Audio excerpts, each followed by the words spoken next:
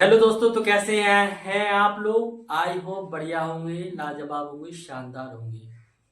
देखिए, मैंने टेंस की जो सीरीज चल रही थी, मैंने एपिसोड 1, एपिसोड 2 और एपिसोड अब तीसरा अपना जो स्टार्ट होने जा रहा है उसका नाम है फ्यूचर इंडेफिनिट। राइट, कौन सा जो अपना टेंस से स्टार्ट होगा, फ्यूचर इंडेफिनिट। जैसे फ्यूचर इंडेफिनिट, ठीक है।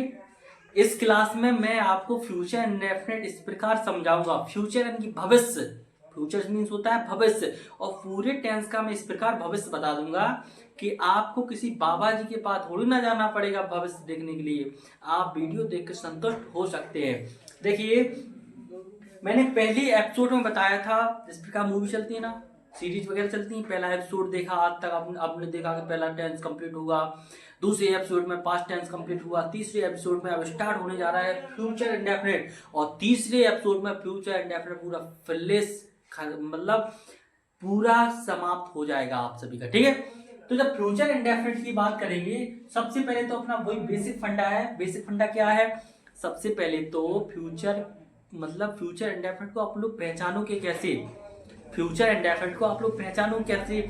जैसे मैंने सभी का आधार कार्ड देखा, इसका भी मैं आधार कार्ड दिखाता हूं। मैंने आधार कार्ड देखा इसका, जब मैंने फ्यूचर इंडेफिनिट की बात करी, समझना, जब मैंने फ्यूचर इंडेफिनिट की बात करी तो इसमें जो आधार कार्ड की डिजिट हैं, आधार कार्ड के नंबर हैं, उनका नाम है, उस वो डिजिट है, गा है, गी है, गे है। Are you understand? यस या नो? आ रहा है समझ में? गा है, गी है, गे है, ठीक है। अगर मैं आपसे कहूं कि फ्यूचर इंडेफिनिट की डेफिनेशन क्या होती है, परिभाषा क्या होती है, तो आप लोग बताओगे। पिछली, अगर आपने अभी तक तो मेरे 2 एपिसोड नहीं देखे हैं, सबसे पहले टेंस को अच्छे से समझाया था। अगर आपने टेंस को अच्छे से नहीं देखा है तो उस टेंस की वीडियो देखिए।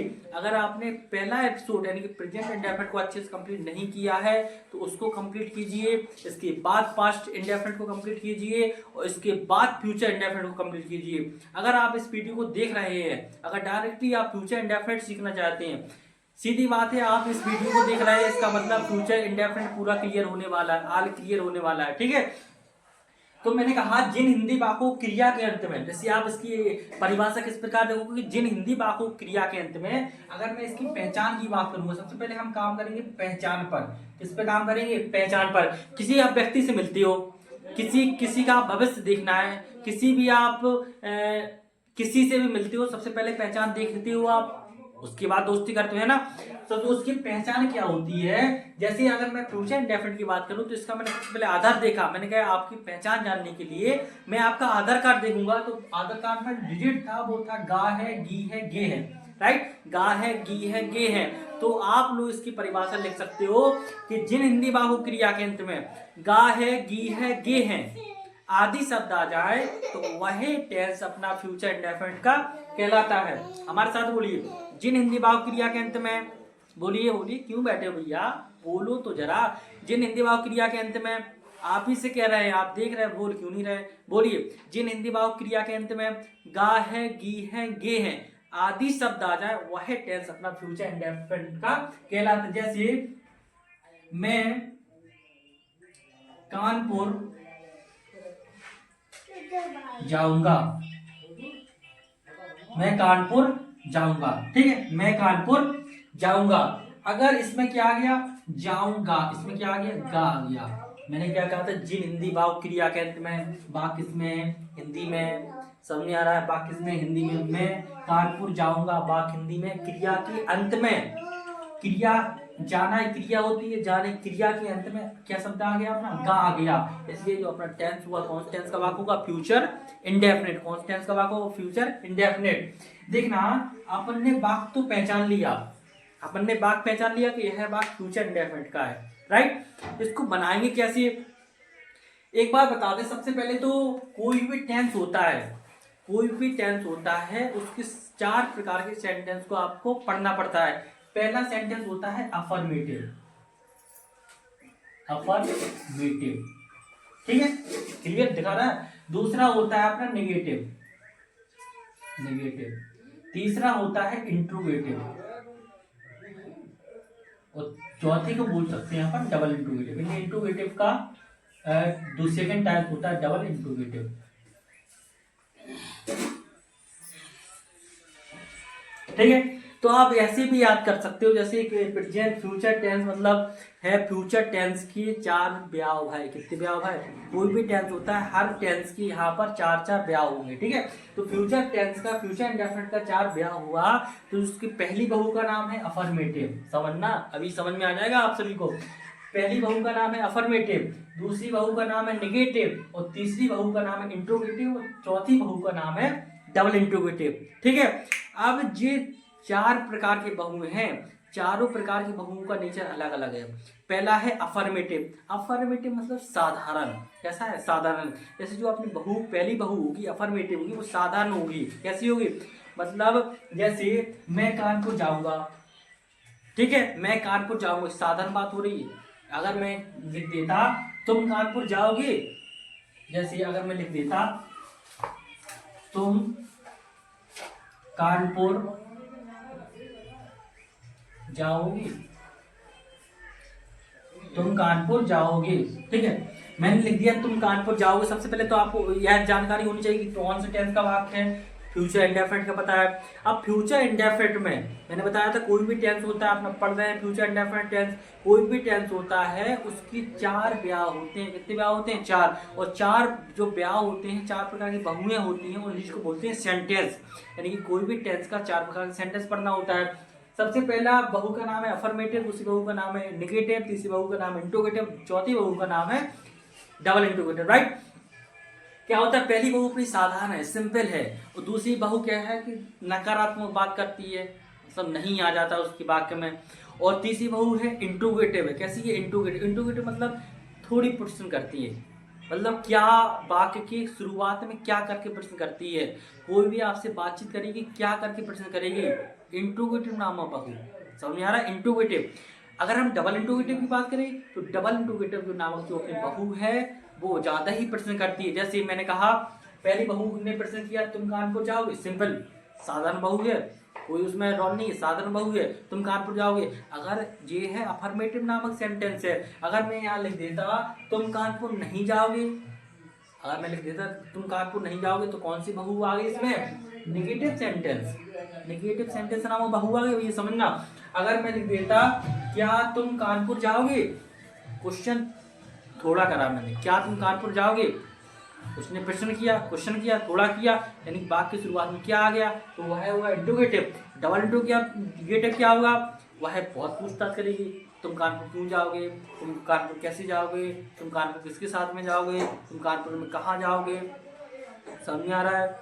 ज्यादा पूछताछ करेगी बहू, तो होगा डबल इंट्रोगेटिव। और केवल क्या करके, केवल वाक्य की शुरुआत में क्या लगाएगी, तो वह होगा इंट्रोगेटिव। और साधारण बात करेगी वो होगा अफर्मेटिव, और अफर्मेटिव अगर नॉट आ गया, नहीं आ गया, नहीं सब जोड़ दिया, तो होगा इंट्रोगेटिव। राइट? तो आप सभी को 4 प्रकार के सेंटेंस आल क्लियर हो चुके होंगे। इसको बनाते कैसे हैं, क्या होता है, ये हैं अपने भविष्य वाले। समझ में आ रहा है? फ्यूचर इंडेफिनिट पढ़ रहे हैं। जब भी फ्यूचर की बात करती है, आपने देखा होगा कि प्रेजेंट इंडेफिनिट पे अफर्मेटिव में हेल्पिंग वर्ब नहीं लगती है, पास्ट इंडेफिनिट पे अफर्मेटिव में हेल्पिंग वर्ब नहीं लगती है, अब फ्यूचर इंडेफिनिट में हेल्पिंग वर्ब लगती है। क्यों लगती है? क्योंकि अपन लोग भविष्य बता रहे हैं। क्या बता रहे हैं? भविष्य बता रहे हैं। इसलिए फ्यूचर इंडेफिनिट का कोई भी सेंटेंस हो, चाहे वो अफर्मेटिव हो, नेगेटिव हो, इंट्रोगेटिव, डबल इंट्रोगेटिव हो, सब में हेल्पिंग वर्ब का उपयोग होगा। और आपको यह जानकारी होनी चाहिए कि फ्यूचर इंडेफिनिट की जो हेल्पिंग वर्ब होती है एच बी यानी कि हेल्पिंग वर्ब 2 प्रकार की होती है। एक तो होती है विल, एक होती है शेल। एक होती है बिल और एक होती है शेल। आप भैया जी बताइए बिल किस में लगती है और शेल किस में लगती है? बिल उसमें लगती है, पहले शेल देखेंगे। शेल उसमें लगती है जिसकी शेल जल्दी खत्म हो जाती है। अब शेल किसकी जल्दी खत्म हो जाती है? हमारी और तुम्हारी। समझ में आ रहा? मेरी और हमारी, यानी तुम बैठे और हम बैठे, यानी हमारी यानी कि हम, और मैं यानी मैं और हम, तुम और हम हो गए ना। तो आई और बी यानी कि मैं और हम की शेल जल्दी खत्म हो जाती है, इसलिए मैं और हम के साथ में क्या लगाते हैं? शेल लगाते हैं। ठीक है? तो मैं की इंग्लिश होती है आई, बी की होती है बी। हम की होती है बी, यानी कि आई और बी के साथ में सेल लगाएंगे और बकाया अदर एक्स वाई जेड कुछ भी आ जाए उसमें हम क्या लगाएंगे, बिल लगाएंगे। ठीक है, हेल्पिंग वर्ब क्लियर हो गई। अब बताओ सेल किस में लगाएंगे, बताओ जल्दी, सेल किस में लगाएंगे, सेल किस में लगाएंगे पता है, सेल लगाएं जिससे जल्दी सेल खत्म हो जाती है, तो जल्दी सेल किसकी खत्म हो जाती है, आई और बी की, इसलिए आई और बी के साथ में हम सेल का उपयोग करेंगे। देखिए सबसे पहले हम तुम कानपुर जाओगे, सबसे पहले यह है अफर्मेटिव सेंटेंस। सबसे पहले अफर्मेटिव सेंटेंस किस प्रकार बनाते हैं, सबसे पहले अफर्मेटिव सेंटेंस बनाने का रूल यही है बंडा, तो सबसे पहले हम सब्जेक्ट को लिखते हैं। किसको लिखते हैं, सब्जेक्ट। सब्जेक्ट हिंदी में बोले तो कर्ता, कर्ता बोले तो जो काम करता है। अब तुम कानपुर जाओगे, इसमें काम कौन कर रहा है भैया, कौन कर रहा है, तुम कानपुर जाओगे, तुम कर रहे हो, तो यू आ जाएगा, क्या आ जाएगा, यू। और सब्जेक्ट के बाद में इसमें क्या लगेगी, हेल्पिंग वर्ब, क्या लगेगी ब्रू, हेल्पिंग वर्ब लगेगी यार। तो यू के बाद में क्या आएगा, अब बिल आएगा यहाँ पर कि सेल आएगा, जी बताइए, यहाँ पर बिल आएगा कि सेल आएगा, यहाँ पर बिल आएगा। क्यों आएगा, क्योंकि तुम्हारी तो सेल जल्दी खत्म नहीं होती, मतलब तुम शब्द की सेल जल्दी खत्म नहीं होती, इसलिए यू के बाद में क्या आएगा, बिल आएगा। तो यू बिल। अब वर्ब क्या हो रही, क्रिया क्या रही, जाने की क्रिया हो रही। क्रिया क्या होती है, जो किसी भी काम करने की जो सिचुएशन स्थिति होती है, मतलब जो आप काम करते हैं, जैसे खेलना है, पढ़ना है, लिखना है, गाना है, सोना है, ना शब्द आ रहा है लास्ट में, समझ में आ रहा, सुनने पर क्या आ रहा, ना, यानी जो क्रिया होती है उसको वर्ब बोलते हैं। क्रिया किसकी हो रही, जाने क्रिया हो रही, तो you will go to Kanpur, और फिर क्या है Kanpur, you go to Kanpur. समझ में आ रहा है, समझ में आ रहा है कि नहीं आ रहा है। हमने जे वाला रूल फॉलो किया भैया। सबसे पहले हमने कहा सब्जेक्ट, देख सकते हो आप, पहली बार आप हमारे क्लास में आए, सबसे पहले सब्सक्राइब कर लें, फिर रोकें क्लास में, क्योंकि सब्सक्राइब करोगे जब तो कुछ नया देखने को मिलेगा ना। सबसे पहले सब्जेक्ट हो गया, सब्जेक्ट के बाद में हम इसमें एच भी हेल्पिंग वर्ब होती है, इसके बाद एम भी बोल सकते हैं मेन वर्ब, मेन वर्ब मुख्य क्रिया, मुख्य क्रिया जाने की हो रही, मेन वर्ब प्लस अदर, नहीं सॉरी अदर नहीं, मेन वर्ब के बाद मुख्य क्रिया के बाद आता है ऑब्जेक्ट, ऑब्जेक्ट प्लस अदर। हमने इस रूल का फॉलो किया, इस रूल को फॉलो किया तो अपना जो फ्यूचर इंडेफिनिट का टेंस है वो बन के तैयार हो गया। पहली बहु क्लियर है। अब सेकंड बहु का क्या नाम है, नेगेटिव सेंटेंस। सेकंड बहु का क्या नाम है, नेगेटिव सेंटेंस। आपको पता होना चाहिए नेगेटिव सेंटेंस यानी कि वह बहु कैसी बात करेगी, नकारात्मक बात करेगी। नकारात्मक जैसे तुम कानपुर जाओगे, सिंपल बात करी उसने, अगर वह कह देती तुम कानपुर नहीं जाओगे, उसने अड़चन पैदा कर दी बीच में, आप सभी का ब्याह हो जाएगा ना, तो बहू बोलेगी तुम कानपुर नहीं जाओगे, नेगेटिव बात करेगी वो है। तो नेगेटिव बात करेगी तो कुछ नहीं होता है, सब्जेक्ट आता है जैसा आता है वैसा ही लिखेगा। इसके बाद हेल्पिंग वर्ब आती है, हेल्पिंग वर्ब लिखती है, बस हेल्पिंग वर्ब के बाद अपन लोग क्या लगा देते हैं, नॉट लिख देते हैं, यानी कि हेल्पिंग वर्ब के बाद अगर नेगेटिव सेंटेंस का मैं रूल लिखूं, सबसे पहले हम सब्जेक्ट लिखेंगे, सब्जेक्ट के बाद प्लस हेल्पिंग वर्ब लिखेंगे, हेल्पिंग वर्ब के बाद प्लस नॉट लगाएंगे, नॉट के बाद मुख्य क्रिया लिखेंगे, मेन वर्ब लिखेंगे, प्लस ऑब्जेक्ट लिखेंगे, ऑब्जेक्ट के बाद प्लस अदर लिखेंगे। समझ में आ रहा है, ये है अपना अफर्मेटिव सेंटेंस का रूल। अफर्मेटिव सेंटेंस का रूल, ये है अपना नेगेटिव सेंटेंस का रूल। समझ में आ रहा है, मतलब ये अपना जो अफर्मेटिव नाम बहु है उसके श्रृंगार है भैया। सबसे पहले सब्जेक्ट है, मेहंदी होती है, मेहंदी लगाई है हाथों, मेहंदी होती है, बेंदी होती है, बिंदी होती है, चूड़ी होती है, कंगन होते हैं।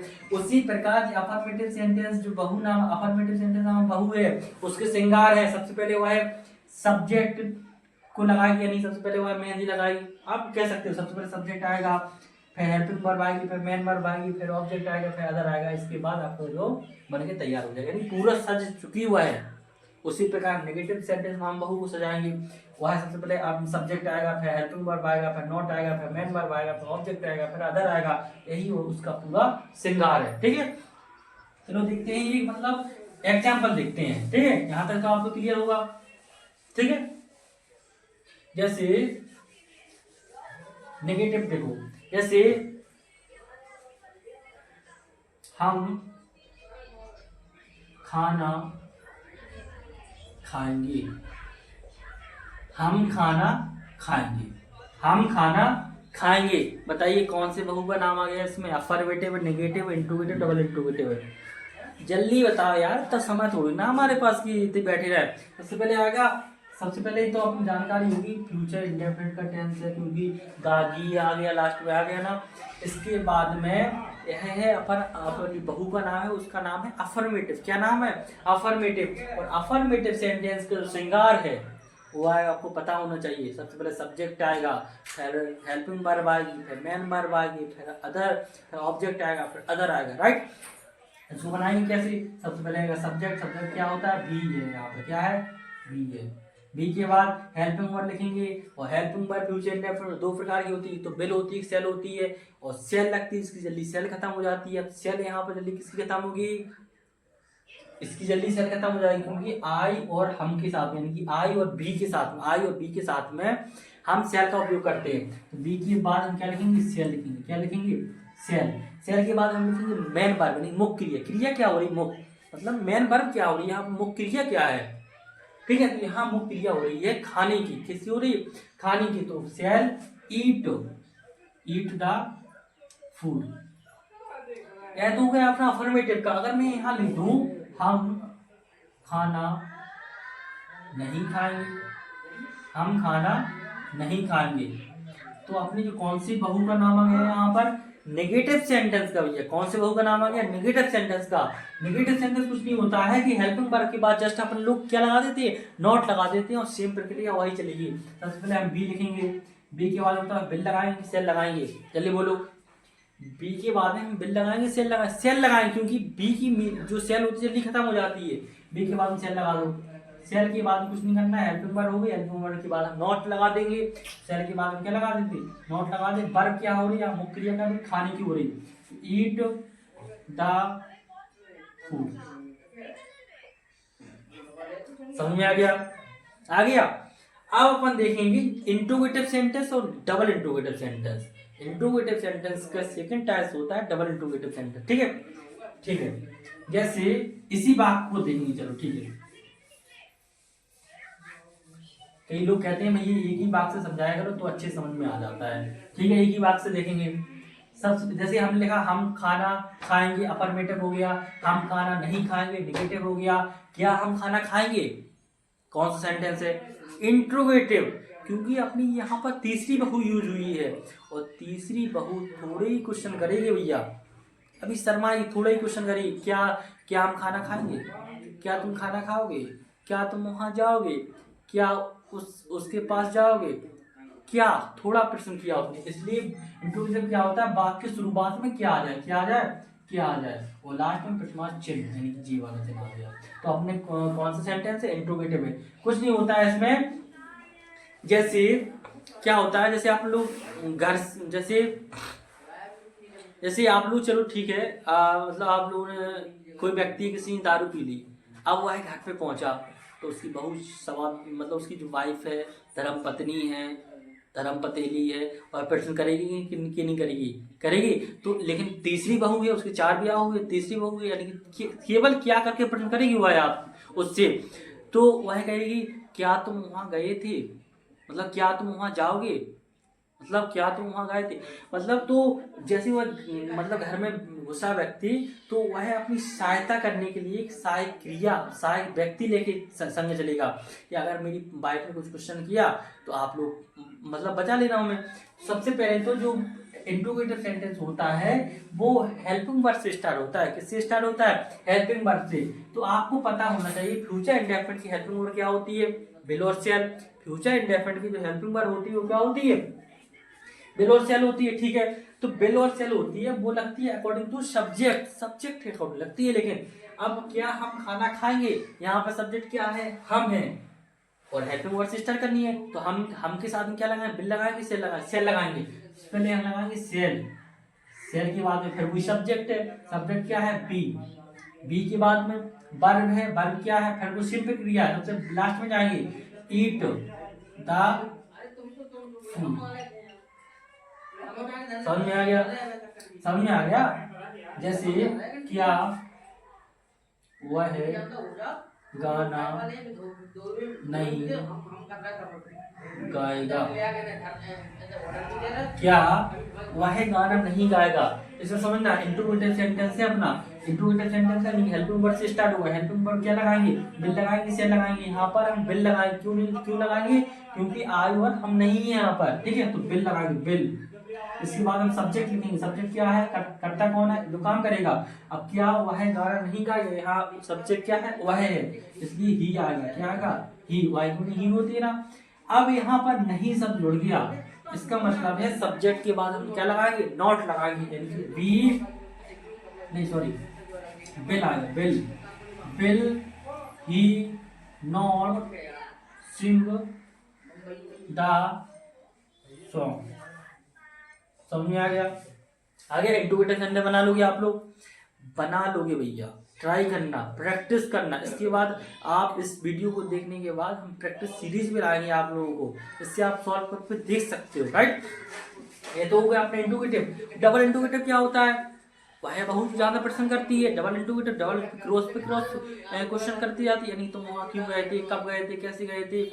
पिछमा जितने भी शब्द हैं, जिन शब्दों का यूज करेगी, जो पिछमा शब्द जिन शब्दों की बहु यूज करेगी, वो जो धर्म पतेली जो यूज करेगी, समझ में आ रहा, धर्म पतेली जो धर्म पत्नी होती है, क्यों कब कैसे उसका यूज करेगी, उसकी मीनिंग सबसे पहले लगाएंगे। किसकी लगाएंगे, उसकी मीनिंग सबसे पहले लगाएंगे, ठीक है। तो जैसे क्यों कब कैसे कहाँ, अगर मैं यहाँ लिख देता हम खाना क्यों खाएंगे, हम खाना क्यों खाएंगे, हम खाना क्यों खाएंगे। कौन सा सेंटेंस है अपना, affirmative, negative, interrogative, double interrogative है, डबल इंट्रोगेटिव है, क्योंकि जो पिछमा शब्द है क्यों, वो वाक्य के बीच में, कोई भी पिछमा शब्द का वाक्य बीच में तो वह डबल इंट्रोगेटिव सेंटेंस होगा। और खास बात यह है, जो भी पिछमा शब्द है उसकी मीनिंग सबसे पहले लगाएंगे। पिछमा शब्द क्या है यहाँ पर, क्यों है, इसकी मीनिंग लगाओगे, क्यों होता है, वाई होता है, वाई, ठीक है, वाई होता है। वाई के बाद हम तुरंत लगाते हैं हेल्पिंग वर्ब। क्या लगाते हैं, हेल्पिंग वर्ब। पिछमा शब्द के बाद हेल्पिंग वर्ब, तो यहाँ पर हेल्पिंग वर्ब बिल आएगी, सेल आएगी, सेल आएगी, क्योंकि यहाँ पर शब्द कैसा है, हम है, सेल। सेल के बाद हम कोई सब्जेक्ट आएगा, सब्जेक्ट लिखेंगे। सब्जेक्ट के बाद वर्ब आएगी, वर्ब क्रिया कौन सी हो रही, खाने की हो रही, तो ईट द फूड, जो क्वेश्चन चिन्ह लगा देंगे। समझ में आया, अरे अंडरस्टैंड, आप लोग समझ पा रहे हो कि नहीं समझ पा रहे हो। कमेंट बॉक्स के माध्यम से आप प्रश्न भी पूछ सकते हो भैया, जो आपका डाउट है वो भी पूछ सकते हो, ठीक है। ये बात समझ में आ रही है, अगर समझ में आ रही है तो यस जरूर लिखें आप, और अपना नाम जरूर लिखें, इससे हमें पता तो पड़े कि हमारी वीडियो कहाँ तक पहुँच रही है। समझ में आ रहा। अगर ये क्वेश्चन की बात और करें हम, दूसरा हम लिखें,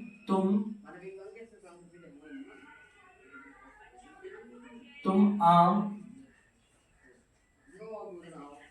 कब खाओगे, तुम आम कब खाओगे। अब यहाँ पर बताओ पिछला शब्द क्या है, कब है, कब की मीनिंग लिखेंगे, भेन।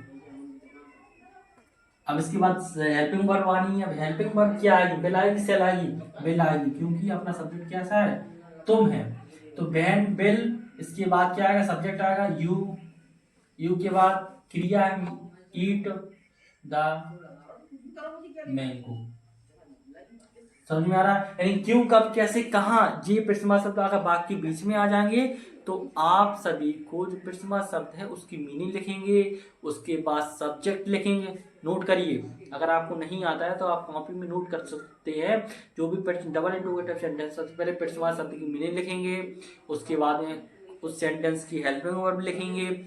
हेल्पिंग वर्ब लिखने के बाद हम सब्जेक्ट लिखेंगे। समझ में आ रहा है, सब्जेक्ट लिखेंगे, और सब्जेक्ट के बाद अगर नोट लगा हुआ है तो नोट लगा देंगे, नहीं लगा हुआ होता है तो नहीं लगाएंगे, ठीक है। सब्जेक्ट के बाद फिर वर्ब लिखेंगे, वर्ब के बाद अदर लिखेंगे, अदर के बाद नहीं, वर्ब के बाद सॉरी ऑब्जेक्ट लिखेंगे, क्रिया फिर कर्म है ना, तो ऑब्जेक्ट लिखेंगे, मतलब वर्ब लिखेंगे, वर्ब के बाद ऑब्जेक्ट लिखेंगे, मेन वर्ब के बाद ऑब्जेक्ट आएगा, उसके बाद अदर आएगा, अदर जो शब्द होते हैं, ठीक है। समझ में आ गया। तो आप सभी का जो फ्यूचर इंडेफिनिट है बहुत अच्छे से समझ में आ गया होगा आप सभी को। फ्यूचर इंडेफिनिट में मैं क्लास में आया, सबसे पहले मैं फ्यूचर इंडेफिनिट को बताया। फ्यूचर इंडेफिनिट होता क्या है, तो फ्यूचर इंडेफिनिट भविष्य बताता है। तुम आम खाओगे तुम आम कब खाओगे, तुम वहाँ जाओगे, तुम वहाँ कैसे जाओ, भविष्य की बातें होती है, वो होता है फ्यूचर इंडेफिनिट टेंस, राइट। सबसे पहले फ्यूचर इंडेफिनिट टेंस को आप लोग पहचानो कैसे, ये हिंदी वाक्य या करने में गा लीजिए। आज शब्द आ जाओ, फ्यूचर इंडेफिनिट टेंस का वाक्य होता है। सबसे पहले हम अफर्मेटिव सेंटेंस देंगे, फिर नेगेटिव सेंटेंस देंगे, इसी वीडियो में देखा भी, और इंट्रोगेटिव, डबल इंट्रोगेटिव, चारों का कॉम्बो मैंने बहुत अच्छे तरीका से आपको समझा दिया। आई होप आपको हमारी जो वीडियो है बहुत अच्छी लगी होगी। जो भी अगर लगता है कि आपको कि भैया इस एंगल से पढ़ाओ, इस तरीके से पढ़ाओ, आप कमेंट बॉक्स के माध्यम से हमें अपनी बात को रख सकते हैं, ठीक है। और कोई भी समस्या हो, कोई भी किसी प्रकार की समस्या हो, तो आप कमेंट, आपके पास एक ही माध्यम है, कमेंट बॉक्स, कमेंट करना। आप जितना कमेंट करोगे उतना हम जान पाएंगे कितनी कौन सी दिमाग में आपकी बात चल रही है। Thank you. बस है, आज नहीं तो कल है। सही बनी वीडियो।